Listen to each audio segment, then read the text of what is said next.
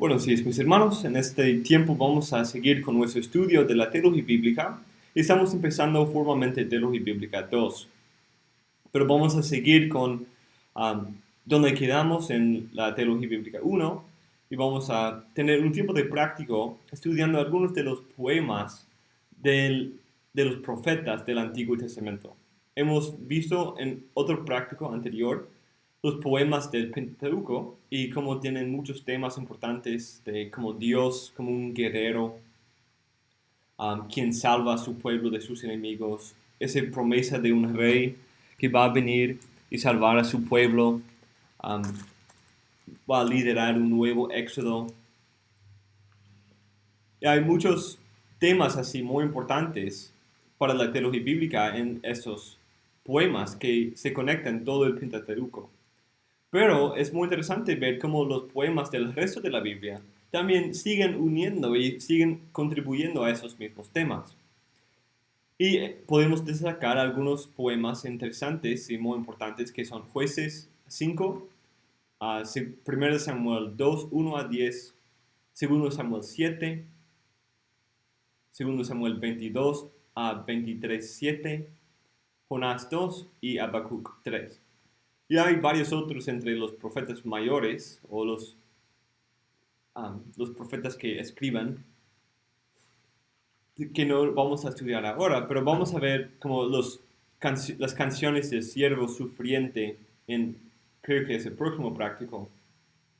Pero en esta clase vamos a estudiar algunos de esos cánticos o esos poemas que se encuentran en varias partes de los profetas, de la sección de la Biblia de los profetas. Vamos a leer 1 Samuel 2, 1 a 10, pero primero quiero destacar algunos detalles de Jueces 4 a 5. Jueces 4 a 5, como 1 Samuel 1 a 2, es un patrón que se aparece en muchos contextos muy importantes, en que hay una narrativa que justo después de la narrativa es un poema que reflexiona sobre la narrativa. Entonces, como en el Éxodo tenemos el evento del Éxodo en Éxodo 14 y Éxodo 15 es una canción que reflexiona sobre ese evento. Tenemos Jueces 4, que es esa batalla con Débora y Barak y los cananeos.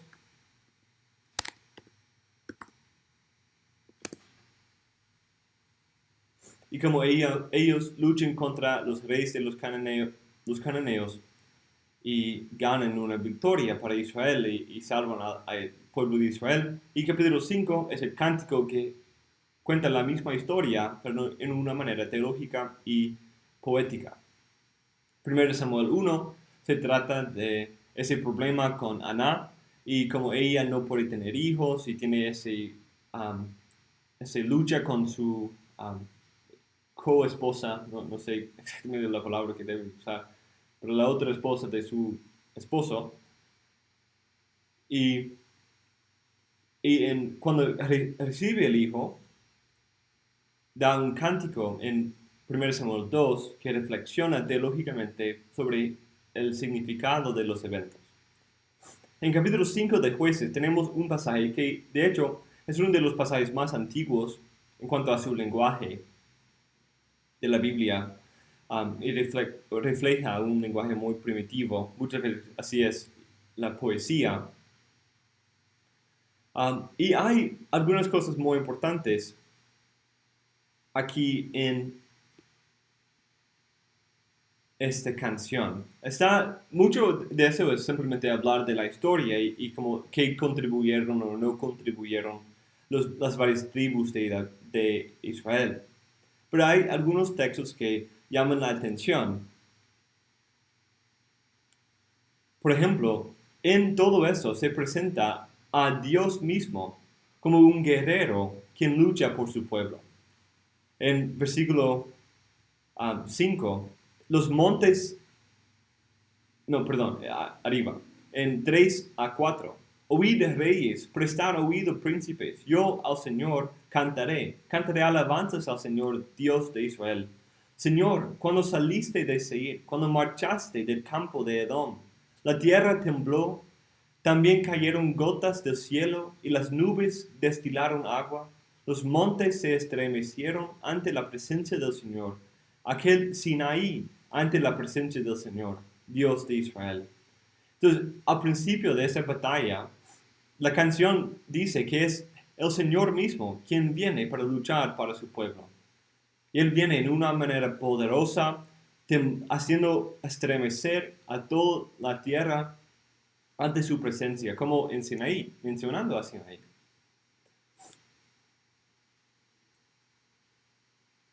Luego tenemos los representantes, Débora, que Dios usa. En versículo 20 tenemos algo interesante. Desde los cielos las estrellas pelearon. Desde sus órbitas pelearon contra Císara.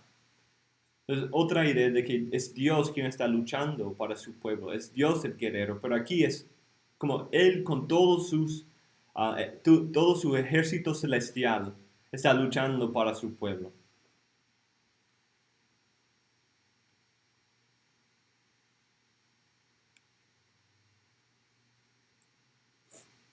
Otro detalle es en versículo 24 a 27, cuando Jael se alaba por su asesinato de Císara, el general cananeo. Dice, bendita entre las mujeres es Jael, mujer de Heber, Ceneo. Bendita sea entre las mujeres de la tienda. Él pidió agua, y ella le dio leche. En taza de nobles le trajo cuajada. Extendió ella la mano hacia la estaca de la tienda, y su diestra hacia el martillo de trabajadores. Entonces golpeó a Císara, desbarató su cabeza, destruyó y perforó sus sienes. A sus pies él se encorvó, cayó, quedó tendido, a sus pies encorvó y cayó, donde se encorvó y allí quedó muerto. Es un poco gráfico el lenguaje, pero es una figura muy, muy importante para los otros poemas que hemos visto en el Pentateuco. Esa idea de desbaratar o de aplastar la cabeza. Jael se presenta como un guerrero de Dios, quien destruye y aplasta la cabeza del enemigo. Y en último lugar, los últimos versículos, o pues el último versículo. Así perezcan todos tus enemigos, oh Señor, mas sean los que te aman como la salida del sol en su fuerza. Eso tenemos esa idea de esperanza, de ese llamado a Dios, que así sean todos los enemigos. Entonces ve este evento de la destrucción de esos cananeos y de Císara y la destrucción y el aplastamiento de su cabeza como un patrón para la destrucción de todos los enemigos en el futuro. Y también tenemos esa idea de la salida del sol, lo cual vamos a encontrar en otros de esos textos también. En 1 Samuel 2 vamos a leer este texto. Si Oscar puede empezar con versículo 1 a 5 y de ahí a José 6 a 10.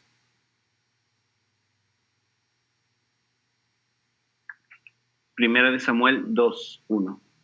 Dice, entonces Ana oró y dijo, mi corazón se regocija en el Señor, mi fortaleza en el Señor se exalta, mi boca sin temor habla contra mis enemigos, por cuanto me regocijo en tu salvación. No hay santo como el Señor, en verdad, no hay otro fuera de ti, ni hay roca como nuestro Dios. No os jactéis más con tanto orgullo, no salga la arrogancia de vuestra boca, porque el Señor es Dios de sabiduría, y por Él son pesadas las acciones. Quebrados son los arcos de los fuertes, pero los débiles se ciñen de poder. Los que estaban saciados se alquilan por pan, y dejan de tener hambre los que estaban hambrientos. Aún la estéril da luz a 7, mas las que tiene muchos hijos languidece.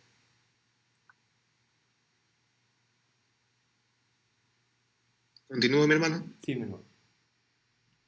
El Señor da muerte y da vida, hace bajar el Seol y hace subir. El Señor empobrece y enriquece, humilla y también exalta. Levanta del polvo al pobre, del muladar levanta al necesitado, para hacerlo sentar con los príncipes y heredar un sitio de honor. Pues las columnas de la tierra son del Señor, y sobre ellas ha colocado el mundo. Él guarda los pies de sus santos, mas los malvados son atallados en tinieblas, pues no por la fuerza ha de prevalecer el hombre. Los que contienden con el Señor serán quebrantados. Él tronará desde los cielos contra ellos. El Señor juzgará los confines de la tierra, y su rey dará fortaleza, y ensalzará el poder de su ungido. Gracias, hermano. La intertextualidad de este salmo corto es muy llamativo. Tenemos varias frases que vienen del Pentateuco, como no hay santo como el Señor. Es una alusión a Éxodo 15, versículo 11, como Dios es incomparable. También Dios como la roca de su pueblo se encuentra en Deuteronomio 32, 30 y 31.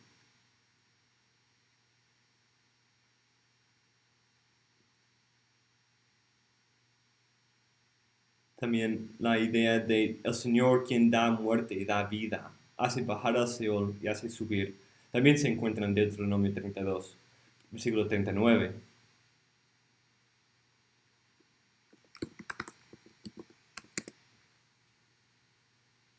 Cuando dice, ver ahora que yo soy el Señor, y fuera de mí no hay Dios. Yo hago morir y hago vivir. Yo hiero y yo sano. Y no hay quien pueda librar de mi mano. Y también Éxodo 15. ¿Quién como tú entre los dioses, oh Señor? ¿Quién como tú majestuoso en santidad, temible en las alabanzas, haciendo maravillas? Y en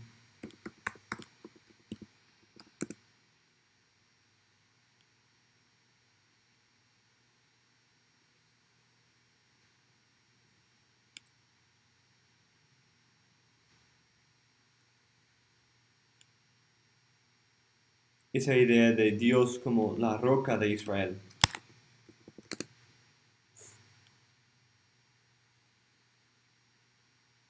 Se encuentra en 32, Deuteronomio 32, 4. La roca, su obra es perfecta, porque todos sus caminos son justos. Dios de fidelidad, sin injusticia, justo y recto es Él.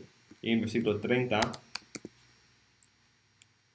¿Cómo pudiera uno perseguir a 1000 y dos hacer huir a 10,000 si su roca no los hubiera vendido y el Señor no los hubiera entregado?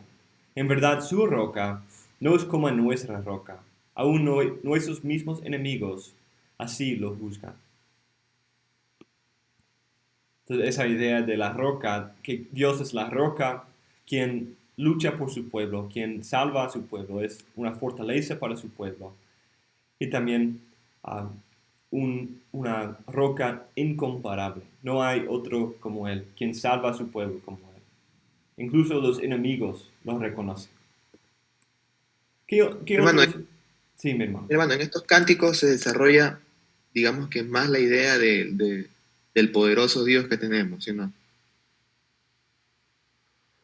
¿O qué se desarrolla más en estos cánticos? Sí, eso es algo que necesitamos buscar y tratar de entender. Tenemos la idea, entonces estamos construyendo sobre el fundamento de lo que hemos visto en el Pentateuco. Entonces, en el Pentateuco terminamos con la idea. Tenemos la mezcla de las ideas, que es Dios quien lucha para su pueblo, pero Él lo hace a través de un hombre específico. Lo cual, quizás a la luz del Nuevo Testamento y la progresión de la revelación, podemos decir que es una muestra que ese hombre también es Dios. Pero tenemos las ideas de esa promesa de que Dios va a destruir a todos sus enemigos, va a salvar a su pueblo.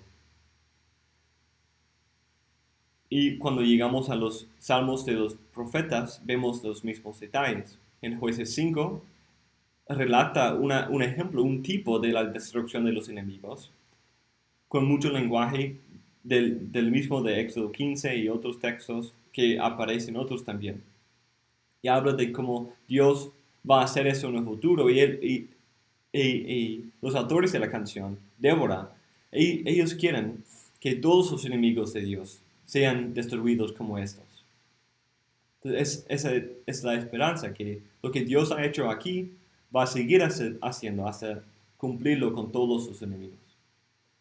Aquí en este texto tenemos una idea parecida, pero ahora vemos como Él lucha para el humilde de su pueblo, con su poder. Pero noten en versículo 10 cómo entra la idea de un rey. Los que contienden con el Señor serán quebrantados. Él tronará desde los cielos contra ellos. El Señor juzgará los confines de la tierra. A su rey dará fortaleza y ensalzar el poder de su ungido. Entonces, en primer lugar, en la primera parte del versículo, tenemos la idea de Dios como el guerrero quien lucha y destruye a sus enemigos. De hecho, tenemos la misma figura de los cielos mismos luchando en contra de los enemigos, como vimos en Jueces capítulo 5. Él tronará desde los cielos contra ellos. Y el Señor va a juzgar y va a quebrantar. Todos los que contienen con el Señor serán quebrantados. Esa es la idea, que Dios va a destruir a sus enemigos y salvar a su pueblo. Pero, ¿cómo va a hacerlo? A su rey dará fortaleza y ensalzar el poder de su ungido. ¿De qué rey está hablando? ¿Había un rey en Israel en ese momento? No hay rey en Israel. No hay rey en Israel en ese momento. Eso es antes de la monarquía. Pero tenemos la esperanza, ella tiene la esperanza del rey. Y a la luz del Pentateuco, yo creo que por lo menos podemos decir en su visión periférica, está hablando de esa idea del Mesías. Y yo creo que aún más que simplemente en su visión periférica, pero yo creo que es en su punto focal aquí, que está hablando de ese rey prometido, conectando las ideas de Dios luchando para su pueblo en Éxodo 15, como el rey quien reina sobre su pueblo. Así termina esa canción. Como En números presentando... también aparece. ¿Qué cosa? Mano, en números también aparece la idea del rey. ¿Dónde? En números también aparece la idea del rey en las Ajá, profecías sí. de Baal. Sí, exactamente. Ese texto, usando el lenguaje de Génesis 49, tenemos la idea de un rey en medio de Israel. De hecho, Deuteronomio 33 presenta a Moisés como un rey, como un tipo del rey que viene. Pero esa idea, a su rey dará fortaleza, ensalzar el poder de su ungido. Esos dos términos son términos muy importantes. Y de hecho, ¿saben qué es la palabra ungido? Mesías. Es Mesías. Es el término Mesías, Meshiach. Entonces yo creo que ella tiene una esperanza mesiánica en ese texto. Y de hecho ese mismo lenguaje se encuentra al final del libro también, en 2 Samuel 22.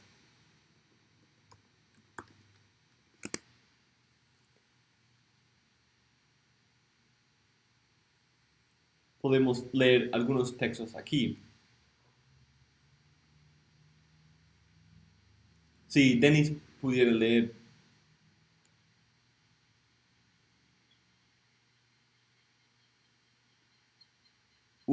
8, por favor. Vale, ¿de qué pasaje, disculpa? 2 Samuel 22, 1 a 8.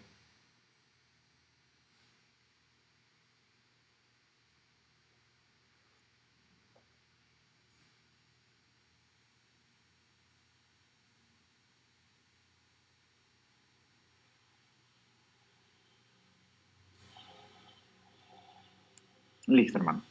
Habló David las palabras de este cántico al Señor. Habló David las palabras de este cántico al Señor el día que el Señor lo libró de la mano de todos sus enemigos y de la mano de Saúl.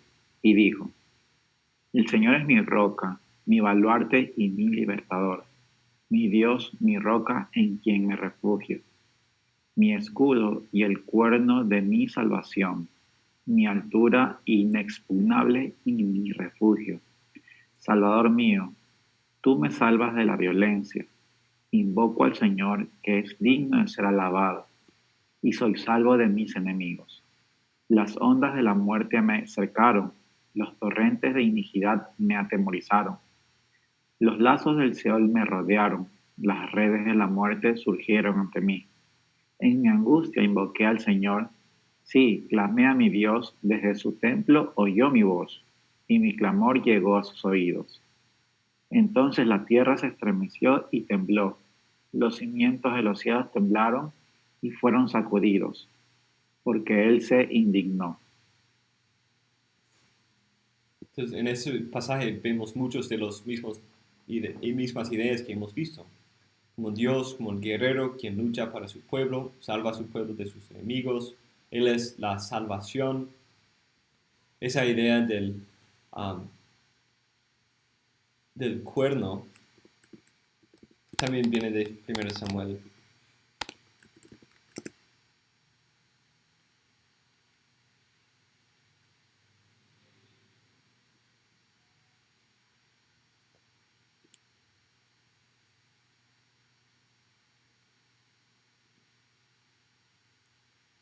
Sí, va a exaltar el cuerno de su ungido.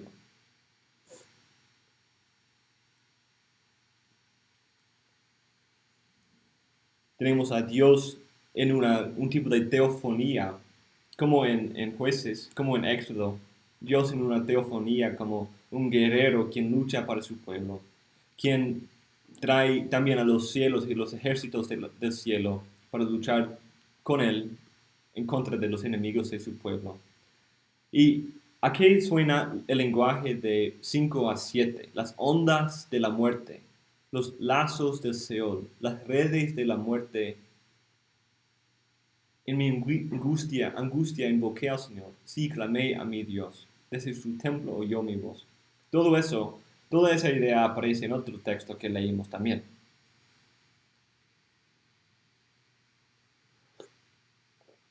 Todo eso aparece también en Jonás capítulo 2, la canción que da Jonás en Seol metafórico,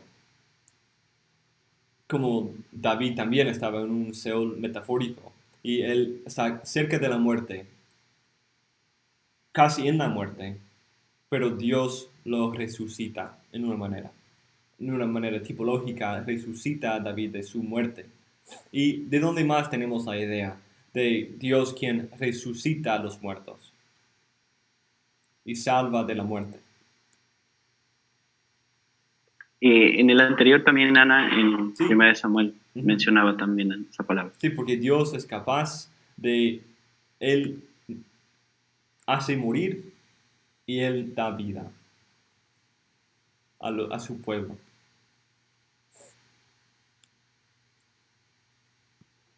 Ese es el mismo salmo que Salmo 18 y es muy glorioso.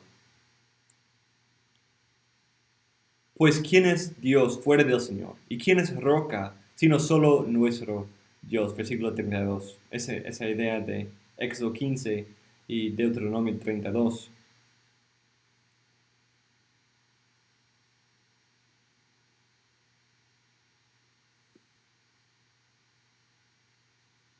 Como la destrucción de los enemigos. Y en último lugar, en versículo 47 a 51. Si José puede leer, o Oscar puede leer esos. ¿A quién toca? Yo lo leo nomás, Ok. sin problema. El 47 al 51 dice, el Señor vive, bendita sea mi roca, y ensalzado sea Dios, roca de mi salvación, el Dios que por mí hace venganza y hace caer pueblos debajo de mí, el que me libra de mis enemigos.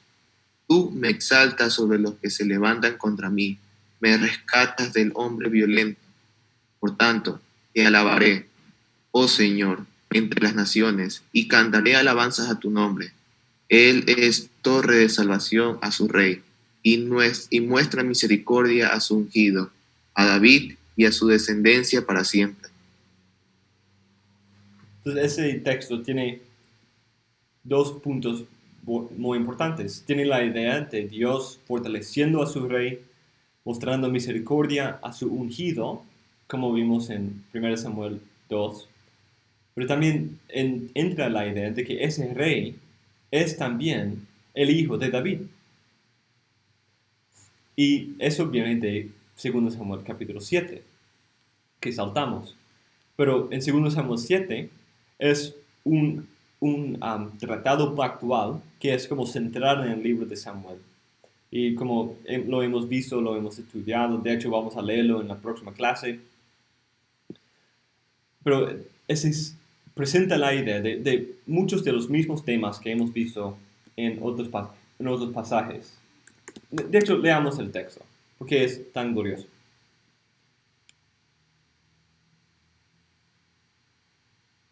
Oscar, si puedes leer 8 a 11 y yo leo 12 a 17. Segunda de Samuel 7. 8 a 12.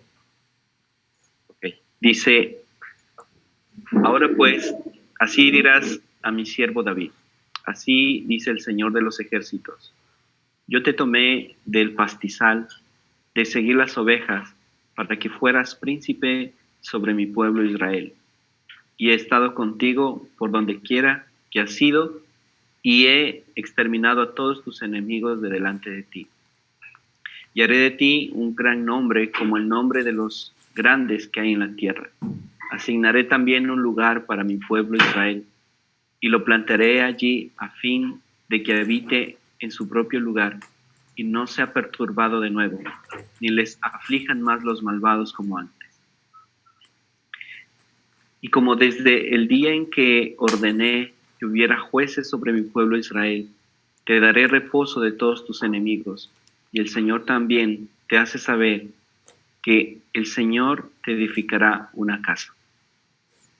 Cuando tus días se cumplan y reposes con tus padres, levantaré a tu descendiente después de ti, el cual saldrá de tus entrañas, y estableceré su reino. Él edificará casa a mi nombre, y yo estableceré el trono de su reino para siempre. Yo seré padre para él, y él será hijo para mí. Cuando cometa iniquidad lo corregiré con vara de hombres y con azotes de hijos de hombres. Pero mi misericordia no se apartará de él, como la aparté de Saúl, a quien quité delante de ti. Tu casa y tu reino permanecerán para siempre delante de mí. Tu trono será establecido para siempre.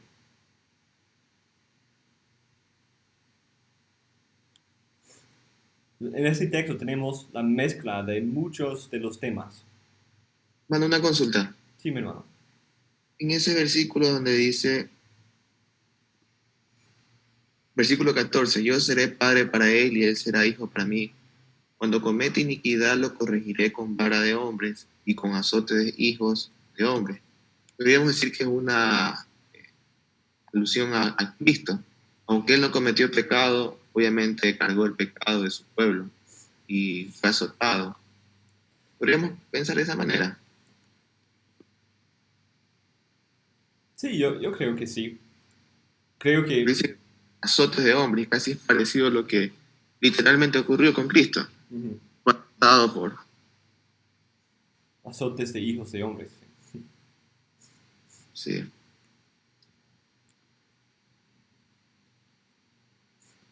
También en 2 Samuel 23, 1 a 7, tiene una idea parecida, como presenta cómo debe ser el rey prometido, el rey justo, quien es como el sol que sale.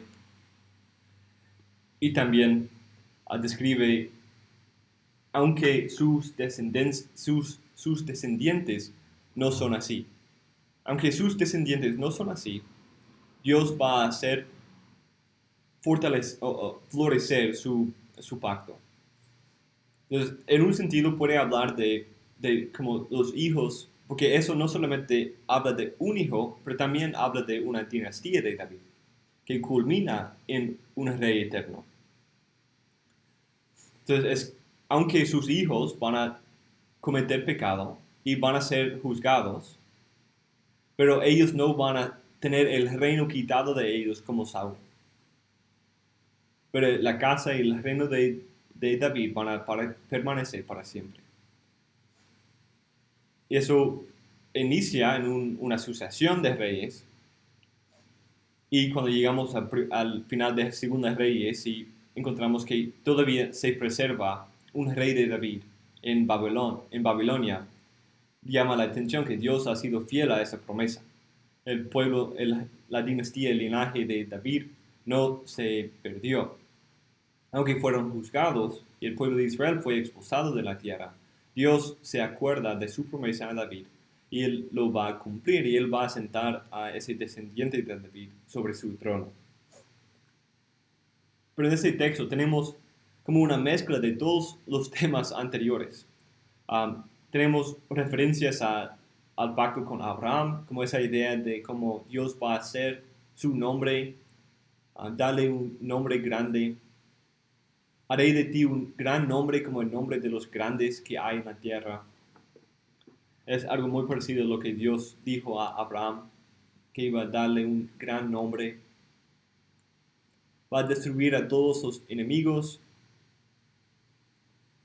Tenemos una referencia a un tipo de una nueva conquista de la tierra, que Dios va a asignar un lugar para mi pueblo Israel y lo plantaré allí a fin de que habite en su propio lugar sin perturbación y sin aflicción.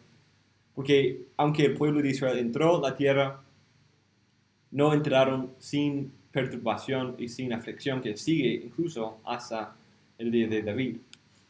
Pero tenemos esa idea de que Dios va a plantar a su pueblo firmemente en su pueblo, en su tierra, libres de sus enemigos, en la presencia de Dios, con el reposo de sus enemigos en la casa del Señor. Otro punto interesante aquí es que vemos la mezcla de la idea de un rey con un sacerdote. Es el rey quien construye el templo, que edifica la casa del Señor. Y es en la próxima clase vamos a hablar de algunos textos posteriores a este, que quizás están interpretando ese texto como la mezcla de dos oficios en ese rey prometido. Que él no solamente es el rey, ni solamente es el rey que construye el templo, pero él es un rey sacerdote. Y también esa idea del hijo, el hijo de Dios, es un principio importante. Pero regresando a 2 Samuel 22, 51, Él es torre de salvación a su rey y muestra misericordia a su ungido, a David y a su descendencia para siempre.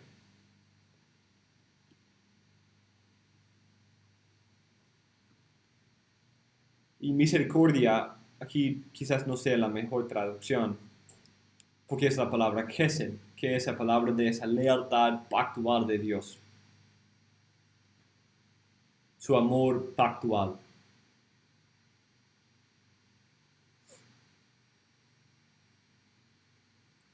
Pero tenemos la idea del rey prometido en 1 Samuel 2, mezclado aquí con la idea del rey prometido de David en 2 Samuel 7. Y es ahí que David termina su canción, con esperanza de la venida de ese rey prometido, quien salvó a él de sus enemigos. Pero todo eso es como una muestra de lo que ese rey también va a tener que pasar. Entonces tenemos una mezcla de ideas muy interesantes que aquí David presenta a sí mismo como un tipo del Mesías, quien también va a ser afligido y va a ser herido por sus enemigos, pero Dios va a salvarle y salvar a su pueblo a través de él, de todos sus enemigos. Y de hecho, el Nuevo Testamento lo interpreta de esa manera. Por ejemplo, en el Salmo versículo 50, por tanto te alabaré, oh Señor, entre las naciones, y cantaré alabanzas a tu nombre. Es como una idea de cómo a través de la salvación que viene a través de Mesías, ahora esa noticia de la salvación en Dios se esparce en todo el mundo, a través de todas las naciones, en que Dios se alaba entre las naciones y cantaré alabanzas a tu nombre entre las naciones. Se cita en Romanos 15, versículo 9. Ahora, yendo a Jonás capítulo 2, veamos si encontramos ideas parecidas en ese texto. Perdón, no vamos a ir todavía a Jonás 2, vamos a leer 2 Samuel 23, 1 a 7. Sí, Denis, ¿estás por ahí? Sí, mi hermano, que sí. Sí, puedes leer 1 a 7, por favor. 23, 1 a 7. Muy bien. Dice, versículo 1, estas son las últimas palabras de David. Declara David el hijo de Isaí, y declara el hombre que fue exaltado, el ungido del Dios de Jacob, el dulce salmista de Israel. El Espíritu del Señor habló por mí, y su palabra estuvo en mi lengua. Dijo el Dios de Israel, me habló la roca de Israel, el que con justicia gobierna sobre los hombres, que en el temor de Dios gobierna. Es como la luz de la mañana cuando se levanta el sol, en una mañana sin nubes, cuando brota de la tierra la tierna hierba por el resplandor del sol tras la lluvia. En verdad, ¿no es así mi casa para con Dios?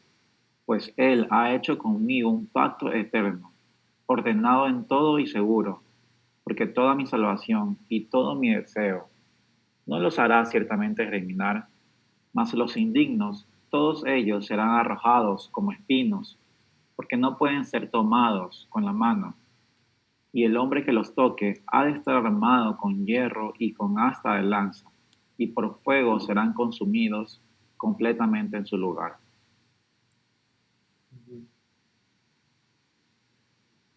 En este texto tenemos algo muy interesante. Nota el primer versículo.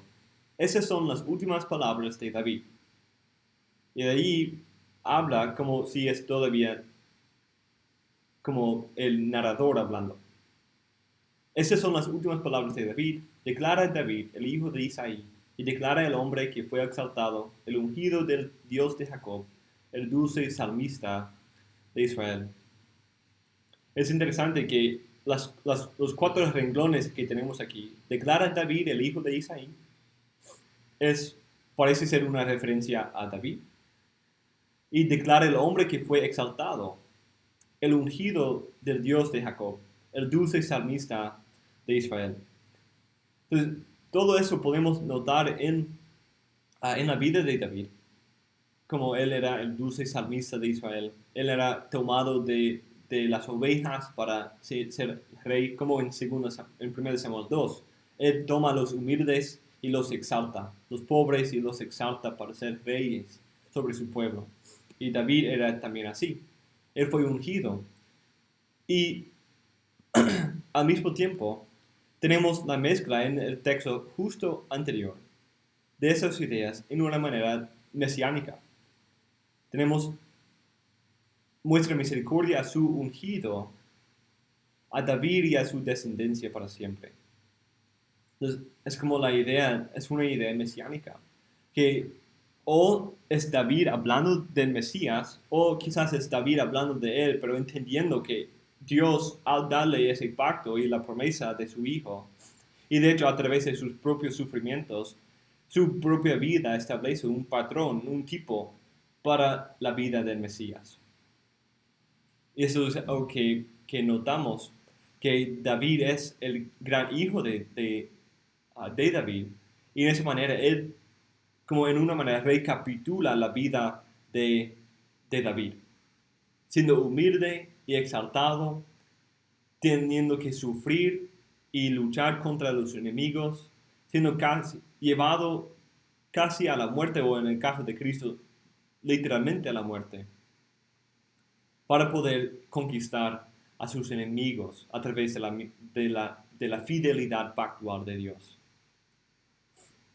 Entonces tenemos todas esas ideas, y así el Antiguo Testamento, el Nuevo Testamento interpreta varios salmos, como los salmos imprecatorios que hablan de David en su sufrimiento y su lucha contra los enemigos, que podemos ver que tiene un contexto en la vida de David, en muchas de sus luchas con sus enemigos, como aquí en 1 Samuel, 2 Samuel 22. Empieza con el contexto histórico de David, en que él está regocijando en la salvación de los enemigos y de la mano de Saúl, que Dios le había liberado en su contexto, pero él ve eso como una muestra que lo que él va a hacer en una manera mucho mayor a través del Mesías. En la vida del Mesías, recapitulando la vida de David, pero también para lograr esa meta de salvación eterna de los enemigos y un reino eterno a través del Mesías. Y ese tema también se repite aquí en este texto. Encontramos la idea de la roca de Israel, que apareció en todos los 3 salmos de ese libro de Samuel y también en el Pentateuco.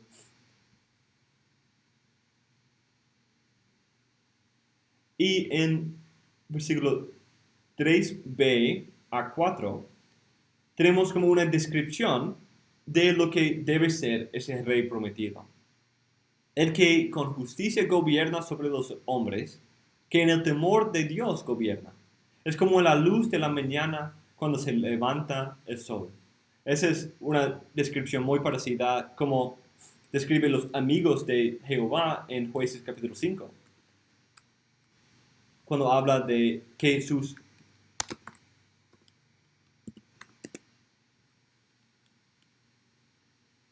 dice, mas sean los que te aman como la salida del sol en su fuerza. Pero aquí ese rey prometido es como la salida del sol, es la luz de la mañana, en una mañana sin nubes, cuando brota de la tierra la tierna hierba, con el resplandor del sol tras la lluvia. Entonces es como un paraíso, así debe ser su justicia, su reino. Y entonces, en versículo 5 tenemos una muestra muy importante de que justifica nuestra interpretación mesiánica de esos textos. Porque, ¿qué dice David? Pues él ha hecho conmigo un pacto eterno, ordenado en todo y seguro, porque es toda mi salvación y todo mi deseo. No los hará ciertamente germinar. Él está poniendo toda su confianza en este pacto. Él encuentra su salvación y su deseo en el cumplimiento de ese pacto. Él sabe que Dios va a ser fiel a su pacto y va a cumplirlo, porque es un pacto eterno, un pacto seguro, ordenado en todo, perfecto. Tiene todos los detalles, tiene todo ordenado. Y Dios va a hacerlo germinar, va a hacerlo florecerse, va a hacerlo brotar en un árbol glorioso que logra su meta. Y eso va a llevar a la destrucción de los enemigos. Los indignos, todos ellos serán arrojados como espinos, porque no pueden ser tomados con la mano. Y por fuego serán consumidos completamente. en su lugar. Entonces noten la esperanza de David en ese texto, lo cual provee como un contexto importante para entender las palabras de David. Él había puesto su confianza y toda su salvación en esa promesa dada a él, en ese pacto que Dios estableció con él en 2 Samuel 7. Cuando vemos esa promesa de un descendiente, parece que él claramente entiende que su hijo va a traer salvación, va a traer libertad de los enemigos, va a ser justo y perfecto, y Dios va a cumplirlo como lo ha dicho. ¿Alguien más nota algún otro detalle que no he notado en esos textos antes de ir a Jonás 2 y Habacuc 3?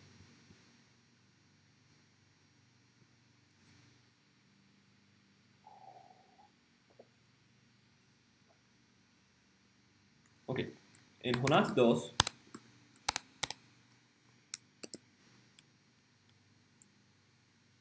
vamos a ver muchos de los mismos temas en un contexto muy interesante, en el vientre del pez.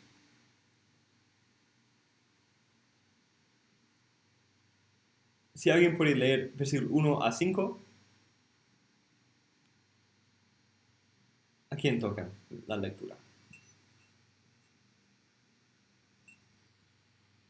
Yo lo leo a mi hermano. 1 a 5. Ya. Entonces oró Jonás al Señor su Dios desde el vientre del pez y dijo: En mi angustia clamé al Señor y él me respondió. Desde el seno del Seol pedí auxilio y tú escuchaste mi voz, pues me habías echado a lo profundo en el corazón de los mares y la corriente me envolvió. Todas tus encrespadas olas y tus ondas pasaron sobre mí. Entonces dije: he sido expulsado de delante de tus ojos. Sin embargo, volveré a mirar hacia tu santo templo. Me rodearon las aguas hasta el alma. El gran abismo me envolvió. Las algas se enredaron a mi cabeza. Oscar, ¿puedes leer 6 a 10?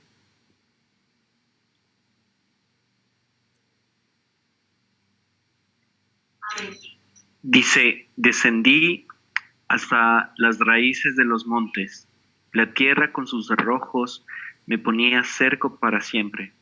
Pero tú sacaste de la fosa mi vida, oh Señor, Dios mío. Cuando en mí desfallecía mi alma, del Señor me acordé, y mi oración llegó hasta ti, hasta tu santo templo. Los que confían en vanos ídolos, su propia misericordia abandonan. Mas yo, con voz de acción de gracias, te ofreceré sacrificios. Lo que prometí pagaré, la salvación es del Señor. Entonces el Señor dio la orden al pez, y éste vomitó a Jonás en tierra firme. Sí, qué interesante el resto de la Biblia interpreta este texto como una resurrección metafórica. Es como Jonás descendió al lugar de los muertos y Dios lo hizo resucitar, lo levantó de entre los muertos. Y así, El Señor Jesucristo utiliza también como para referirse a él en cuanto a, así como Jonás estuvo 3 días en el vientre del pez, de la misma manera, él a los 3 días iría a resucitar. Sí, ajá. Es interesante, ¿no? Es interesante como él presenta la salvación de Jonás de su muerte metafórica en el pez con su muerte literal en el vientre de la tierra.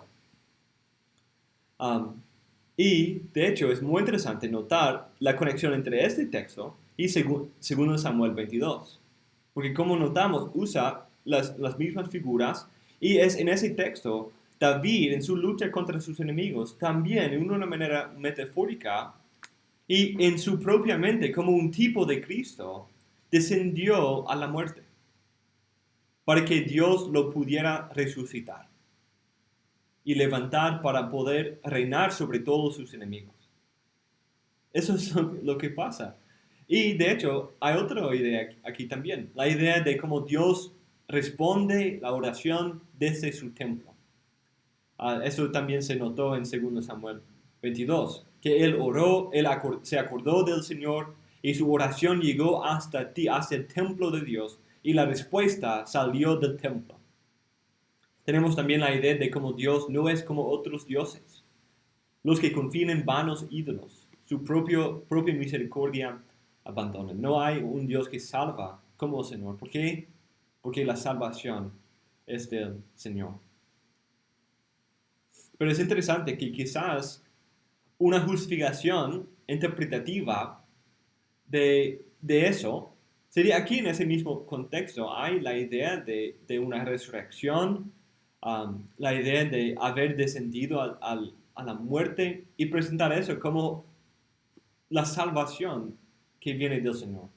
Y esa idea de la salvación del Señor se viene en esos salmos de 2 Samuel que notamos, y esa idea de la salvación en muchos otros, y casi cada salmo habla de eso. El mismo lenguaje se usa en Salmo 3:8, cuando dice que la salvación es del Señor, o salvación pertenece al Señor.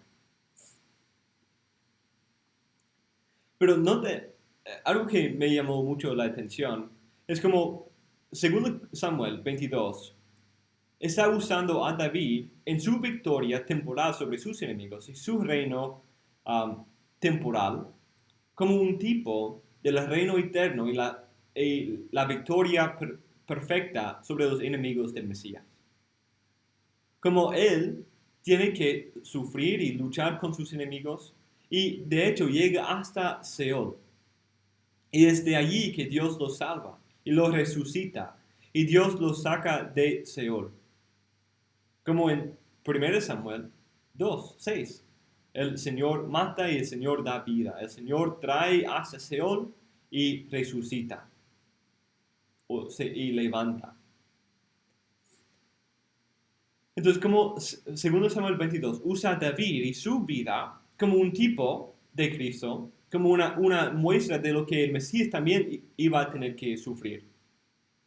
Es en una manera interesante, Jonás usa el mismo lenguaje para describir a su propia resurrección metafórica y tipológica, en que él tuvo que descender hasta Seol.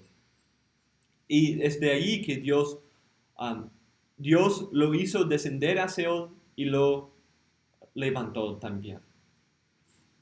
El mismo lenguaje se usa en los dos textos, y los dos parecen tener un tipo de interpretación tipológica, presentando a ese personaje histórico, como alguien que el Mesías va a tener que recapitular los eventos de su vida. Entonces, como David en su lucha con sus enemigos, se presenta como ese tipo de Cristo, quien también va a tener que luchar hasta la muerte, como en Génesis 3:15. Eso es como la misma figura ahí, que él va a ser herido en su aplastamiento de la cabeza de la serpiente. Él va a destruir a los enemigos, pero con un costo a su propia vida. Y como en 2 Samuel 22, David está en Seol, llega hasta la muerte, y es de allí que Dios lo saca.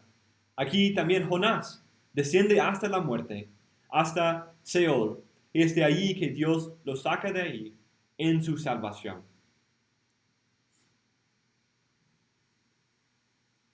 Entonces, yo creo que claramente Jesús tiene razón en su interpretación, pero creo que a través de esas conexiones intertextuales podemos ver claramente cómo eso es cierto, cómo eso es una interpretación muy apropiada de ese texto. Por las conexiones que hace con otro texto claramente tipológico. Y es interesante ver cómo Dios levantó a David para juzgar a sus enemigos y reinar sobre sus enemigos. Y aquí él resucita a Jonás para declarar la salvación del Señor a las naciones. Qué interesante eso. Y eso es como termina 2 Samuel 22. Que yo voy a alabar a tu nombre entre las naciones. Entonces, como Dios salva a David de su muerte para reinar, salva a Jonás de su muerte para predicar a las naciones. Y los dos eventos ocurren en la vida de Cristo. En su muerte, Él lucha con los enemigos hasta la muerte, es resucitado de entre los muertos para reinar y para proclamar la salvación del Señor a las naciones. Qué interesante las conexiones ahí. ¿Alguien más note algo más en ese texto?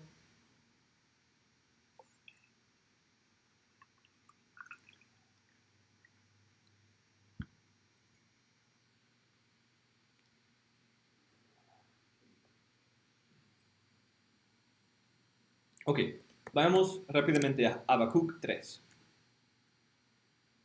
Aquí vamos a ver otro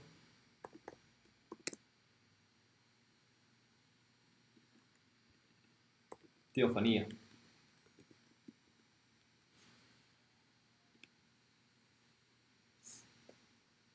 Ok, voy a leer los primeros 7 versículos. Si Denis puede leer hasta el versículo 15 y Oscar, si puedes terminar el capítulo. Oración del profeta Habacuc en tono de Sigionot. Oh Señor, he oído lo que se dice de ti y de mí. Aviva, oh Señor, tu obra en medio de los años. En medio de los años, dala a conocer. En la ira, acuérdate de tu compasión. Dios viene de Temán, el santo del monte Parán. Su esplendor cubre los cielos, y de su alabanza está llena la tierra. Su resplandor es como la luz. Tiene rayos que salen de su mano, y allí se oculta su poder. Delante de él va la pestilencia, y la plaga sigue sus pasos. Se detuvo e hizo temblar la tierra, miró e hizo estremecerse a las naciones. Sí, se demoronaron los montes perpetuos. Se hundieron las colinas antiguas. Sus caminos son eternos.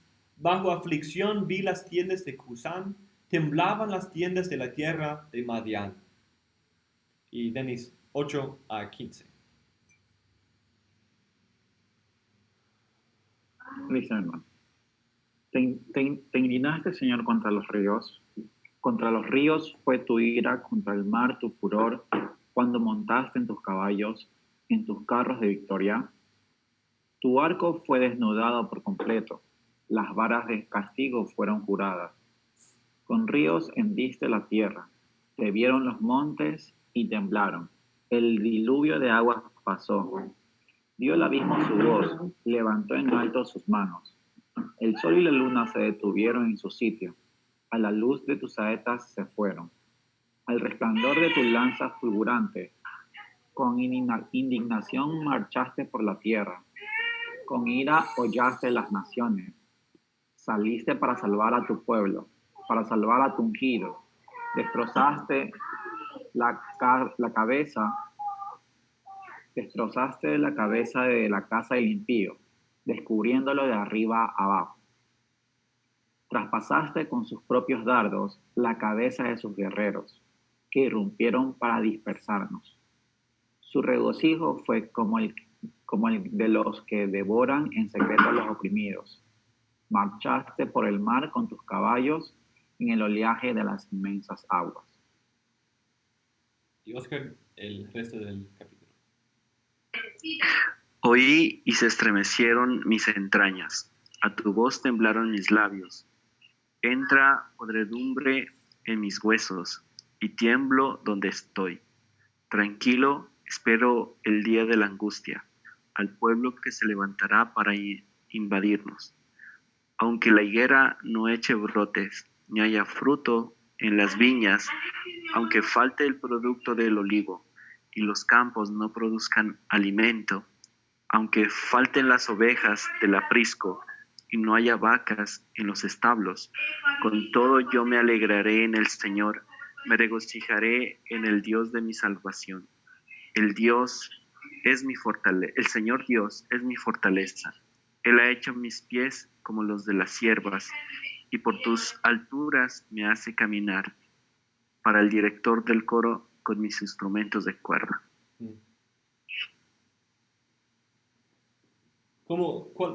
¿Qué sobresalta aquí en este texto?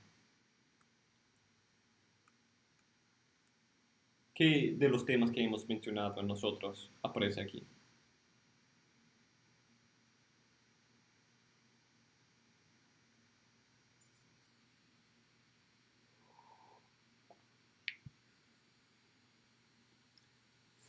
¿Cómo se presenta a Dios en ese texto?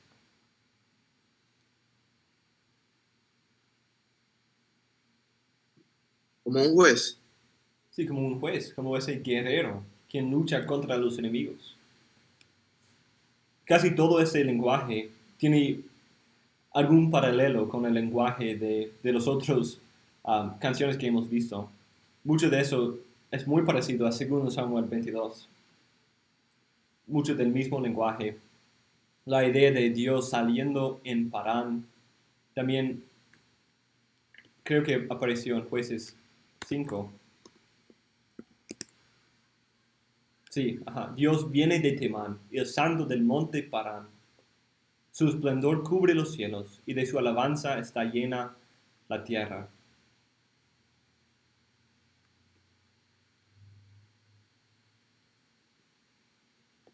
Oh, perdón, eso fue.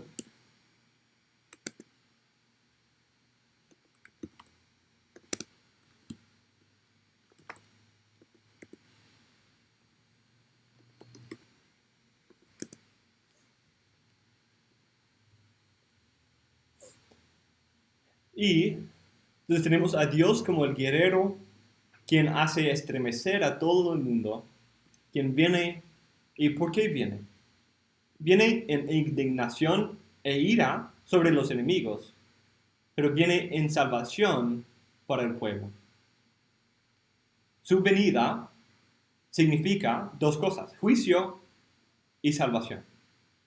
Juicio, el día del Señor, el día de angustia que se presenta aquí, es un día de juicio, un día de ira para aquellos que no conocen al Señor.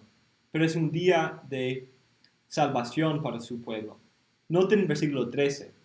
Saliste para salvar a tu pueblo, para salvar a tu Mashiach. Destrozaste la cabeza de la casa del impío, descubriéndolo de arriba a abajo. ¿Qué significa eso? Destrozaste la cabeza de la casa del impío. Qué interesante. ¿Dónde más encontramos esa figura? Génesis. Sí, Génesis 3:15. Y es aquí que Dios, ese guerrero, viene y él destroza la cabeza del enemigo. Es Dios mismo, ese guerrero, quien viene. Y entonces cuando vemos que es literalmente Dios encarnado quien viene para destrozar la cabeza de la serpiente, tiene mucho sentido. Porque en todo el Antiguo Testamento vemos la mezcla de es Dios quien salva a su pueblo de sus enemigos, pero también es el rey David quien salva a su pueblo de sus enemigos. Es también ese hijo de David, ese ungido de David, pero también es Jehová. Porque, como notamos, en esos textos vemos como el Mesías también va a tener que recapitular la vida de esos hombres. Él va a tener que recapitular la vida de David en su lucha, en su sufrimiento y su exaltación, en su humildad y su exaltación, en Jonás, en su muerte y su salida para predicar a las naciones.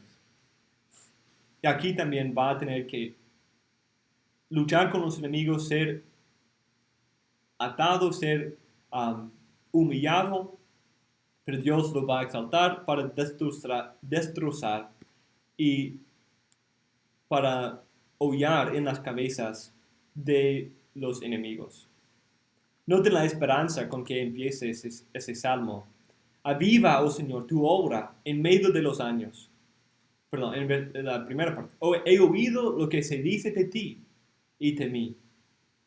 Aviva, oh Señor, tu obra en medio de los años. En medio de los años, dala a conocer. En la ira, acuérdate de tener compasión.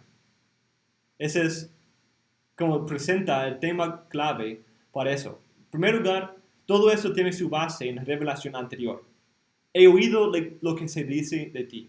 Entonces su esperanza, su idea aquí, que él quiere ver la obra cumplida de Dios. Él quiere ver la obra de Dios en medio, que él aviva y que él se acuerde de su obra, lo que él había prometido. Y en medio de ese libro en que él está hablando de la ira de Dios que va a venir sobre el pueblo de Israel, su esperanza es que Dios se acuerde en medio de la ira de tener compasión. Entonces tiene la base en la promesa y lo que Dios había hecho en el pasado para traerle a una esperanza y un deseo, como David tenía ese deseo de ver la obra de Dios cumplida. Y ese consiste en que cuando Dios viene en ira, no se olvide de tener compasión, pero en medio de ira tenga compasión. Y eso es una figura muy interesante que James Hamilton notaría como esa idea de la salvación por medio del juicio. Y ese es un texto clave que presenta eso. Cuando Dios viene en ira sobre los enemigos, eso significa juicio para los enemigos, pero salvación para su pueblo, porque Dios en medio de ira se acuerda de compasión. En medio de la primera maldición y el primer juicio que entró en el mundo, Dios se acordó de su compasión, de su misericordia. Dios, en medio del juicio a la serpiente, se acordó de la misericordia y da una promesa de ese hijo prometido.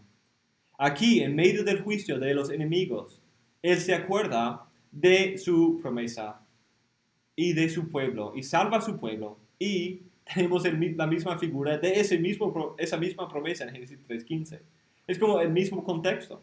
En medio del juicio sobre el pueblo de Israel y sobre las naciones que también habían destruido y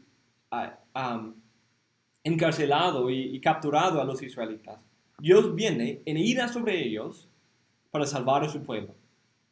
Cuando está juzgando a la serpiente en Génesis 3, se acuerda de su pueblo, se acuerda de su plan, se acuerda de su misericordia y da la promesa de la destrucción y el aplastamiento de la cabeza de la serpiente, del enemigo. Y aquí tenemos lo mismo que pasa. Cuando viene en juicio, salva a su pueblo por destruir la cabeza de la serpiente o de la casa del impío, la casa del enemigo. Y como también David en 2 Samuel 23 expresa esa idea de su confianza. Él está poniendo toda su confianza en eso. Aunque la higuera no eche brotes, ni haya fruto en las viñas, aunque todo aparece no ser cumpliéndose, como Dios se había olvidado de su promesa, y la tierra de Israel había convertido en un desierto, Dios va a acordarse de su obra. Él va a hacer fructificar su obra en medio de los años. Y tenemos esa idea de la salvación del Señor. Dios como la fortaleza, y Dios quien hace los pies de su siervo como las de siervas, que también aparece en 2 Samuel 22, para pisar en las alturas. Todo eso viene también de 2 Samuel 22.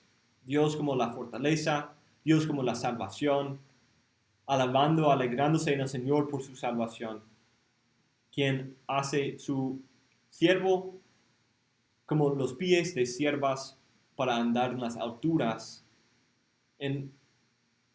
como exaltado sobre sus enemigos, en un lugar de salvación. Mis hermanos, ¿hay otros comentarios o dudas o preguntas sobre esos textos? Y, por ejemplo, dice, y por las alturas me hace caminar, hace también una referencia de Deuteronomio 33:29. Interesante también.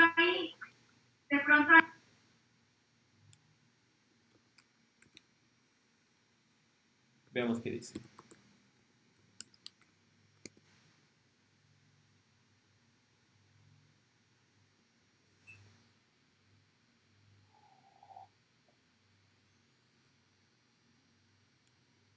Ujú. Dichoso tú, Israel, quien como tú, pueblo salvado por el Señor. Él es escudo de tu ayuda y espada de tu gloria. Tus enemigos simularán someterse ante ti, y tú hollarás sus lugares altos. Ajá, sí, así es. En la versión inglesa, aquí en sus lugares altos, dice sus espaldas. Tú hollarás sus espaldas. Como esa idea del enemigo con su pie sobre la espalda, sobre la cerviz de sus enemigos.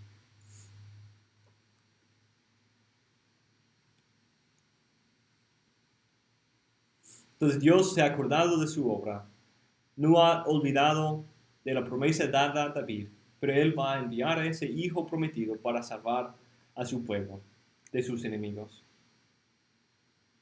Esos son algunos textos muy gloriosos y solo estamos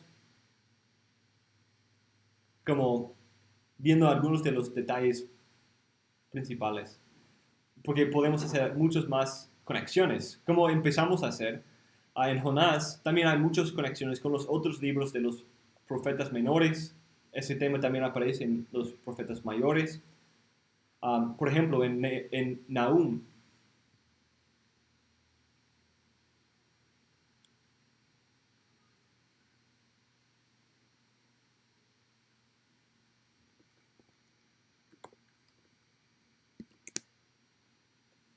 tenemos otro tipo de teofonía. Dios celoso y vengador es el Señor. Vengador es el Señor e irascible. El Señor se venga de sus adversarios y guarda rencor a sus enemigos. El Señor es lento para la ira y grande en poder, y ciertamente el Señor no dejará impune al culpable.